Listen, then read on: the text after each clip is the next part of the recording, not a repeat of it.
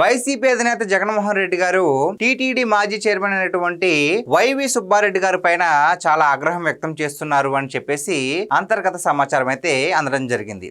అసలు విషయం ఏమిటి అంటే గత కొద్ది రోజులుగా తిరుమల లడ్డూలో కల్తీ జరగలేదు అని చెప్పేసి సుప్రీంకోర్టు నియమించిన సిట్ మాకు క్లీన్ చిట్ ఇచ్చింది అని చెప్పేసి జగన్మోహన్ రెడ్డి గారు డిఫెండ్ చేసుకుంటూ వస్తున్నారు. అయితే ఒక్కసారిగా జగన్మోహన్ రెడ్డి గారి గుండెల్లో పెద్ద బాంబు పేల్చేశారు టీటీడీ మాజీ చైర్మన్ వైవి సుబ్బారెడ్డి గారు.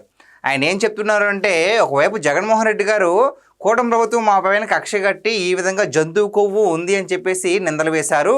సిట్ అయితే క్లీన్ చిట్ ఇచ్చింది, దీంట్లో జంతువు కొవ్వు లేదు అని చెప్పేసి ఆ ఒక్క పాయింట్ని పట్టుకుని కల్తీ జరిగిందా జరగలేదో పట్టించుకోవట్లేదు. అసలు సిట్ ఏమిచ్చింది, కల్తీ జరిగింది, కెమికల్స్ యూజ్ చేశారు, అది నెయ్యే కాదని.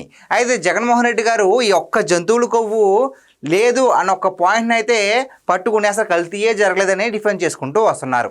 అదే తరుణంలో మరి ఒక పక్క జగన్మోహన్ రెడ్డి గారికి స్వయాన బాబాయ్, అందులోనూ బాగా ఆప్తుడు, వైసీపీ పార్టీలో సీనియర్ నేత, మరీ ముఖ్యంగా టీటీడీ చైర్మన్గా ఏకంగా 4 సంవత్సరాల బాధ్యతలు వహించినటువంటి వైవి సుబ్బారెడ్డి గారు కల్తీ జరిగింది, కాకపోతే దీంట్లో మా తప్పు లేదు, అందులో జంతువు కొవ్వు లేదు అని చెప్పేసి ఒక పెద్ద బాంబుని అయితే జగన్మోహన్ రెడ్డి గారి గుండెల్లో పేల్చడం జరిగింది.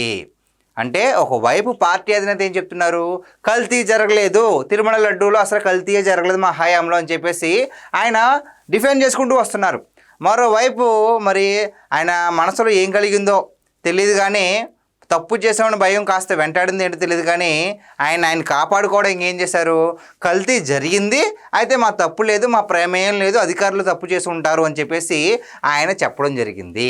అయితే ఆయన ఇచ్చిన స్టేట్మెంట్ ద్వారా వైసీపీ పార్టీ పరిస్థితి ఏమైపోయింది అంటే ముందు నొయ్యి అలాగే వెనక గొయ్యనట్టుగా తయారైంది. ఎందుకు అంటే ఒకవేళ నిజంగానే ఆయన అదే మాటల్ని వైసీపీ పార్టీ మొత్తం స్టాండ్ తీసుకుందాము అంటే అధినేతే డిఫెండ్ చేస్తున్నారు, ఏమని, లేదు కల్తీ జరగలేదు అని చెప్పేసి.